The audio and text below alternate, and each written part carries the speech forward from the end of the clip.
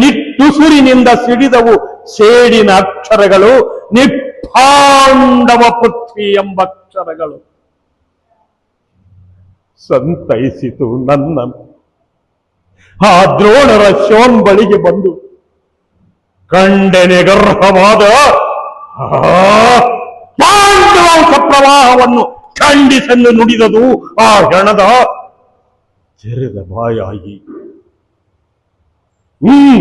ಸಿದ್ಧನಾಗೋ, ಕರ್ಮಕ್ಕೆ ತಕ್ಕ ಪ್ರತಿಫಲಂ.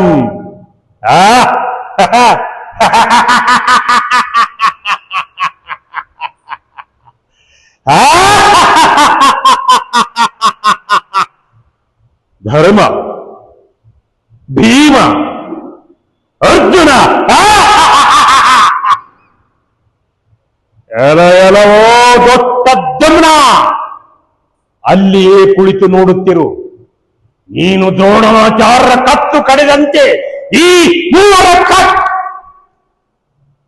ಯಾರು? ಓ ಪಾಂಚಾಲಿ. ಏನು? ಭೂಮಿ ಶಪಿಸುವಳೆ, ಶಪಿಸಲಿ, ನೀನು ಶಪಿಸು. ಆದರೆ ಜೀವವಿಲ್ಲದ ಜನವಾಡಿ ಜಾಗೃತಗೊಳಿಸದ ಬೊಮ್ಮನಂ ಫಣಿವೇಣಿ.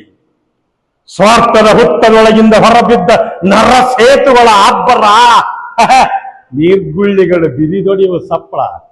ಪಾಂಚಾಲಿ, ನಿಮ್ಮದು ಜಯಭೇರಿ ನೆಗ್ಗಿತು, ಕೆಳಗುರುಳಿ ಜಾರಿ.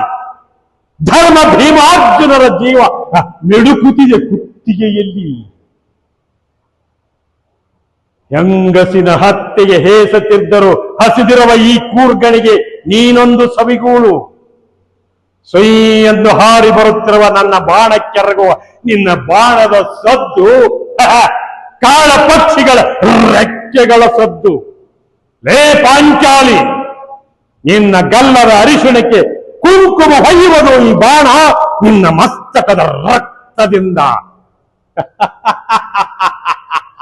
ಓ ಕೃಷ್ಣದೇವ, ದೂರಾಗು ದೂರಾಗು ಪಾಂಡವ ಪಕ್ಷ. ಈ ಅಶ್ವತ್ಥಾಮ ಕರ್ತವ್ಯ ದಕ್ಷ, ದ್ರೋಣವಂತೆ ಬಿಲ್ಲು ಬಾಣಗಳನ್ನು ಚೆಲ್ಲಿ ಕೂಡುವವನಲ್ಲ. ಈ ಪಾಂಡವರೆಲ್ಲ ಧನುರ್ಧಾರಿಗಳಾಗಿ ನಿಂತರು. ದುರ್ಯೋಧನನ ದೀರ್ಘದಿದ್ದೆಯಲ್ಲಿ ದ್ವಾಪರದ ಕಡೆಯ ದಿನಗಳಲ್ಲಿ ನಾನು ನಾನು ನಾನು ನಿರ್ಮಿಸಿರುವ ಈ ರಕ್ತರಾತ್ರಿಯಲ್ಲಿ ಮುಸುಗಿ ತರಂಗವಾಗಿ